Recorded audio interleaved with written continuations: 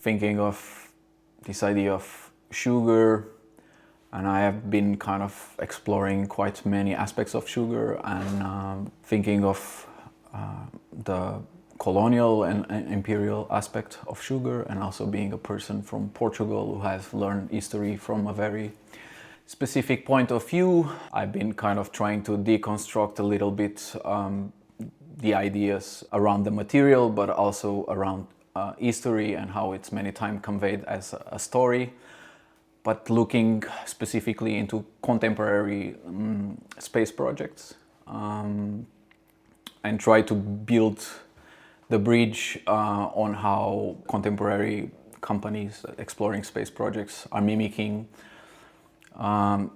approaches and language and using the same communication as imperialistic countries and systems kind of convey their ideas, and also how their practices are acting in the world. Then I trying to convey data as kind of a material that has a similar influence as sugar had in the colonial systems, and how maybe not only governments or the royal families, but private companies are harnessing and extracting data to profit just a very specific segment of society. Space science has been really important to understand what's happening in the planet, and even to maybe fight like the pressing issues around the environment and all the other things. We need to know better how things work, but still I feel like now has turned into a sphere. Space has become more and more privatized, and it's kind of also possibilitating this mega constellations of satellites that then allow us to have more surveillance in the planet, and they have been also supporting and being sold as services that we all consume, that then again is just being channeled to a few heads, and the same people are amassing a lot of power.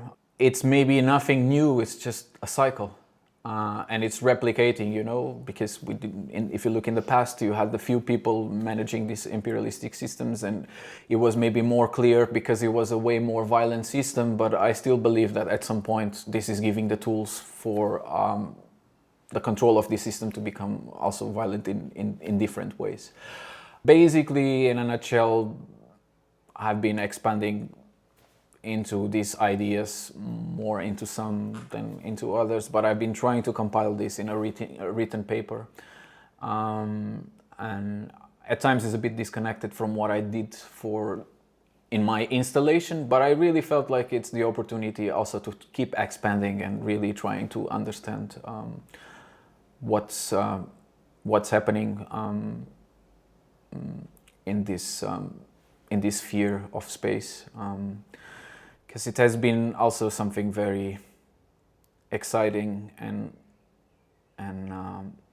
maybe exciting is the word for humanity. This idea of and it's on the rise again. At the moment. Many people call it the new space age.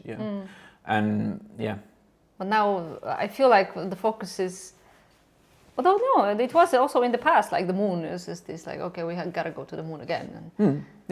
But now the interest of going to the moon again is that you can actually settle some sort of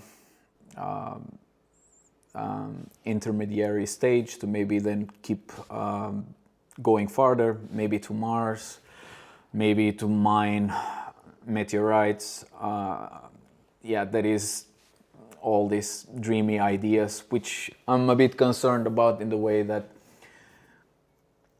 if you could do this without keep extracting and deploying the same systems that we have been doing all the time, it would be one thing. The problem is that by doing so, by sending ships out there, you are still taking resources, fuel from the planet that could be channeled into something else.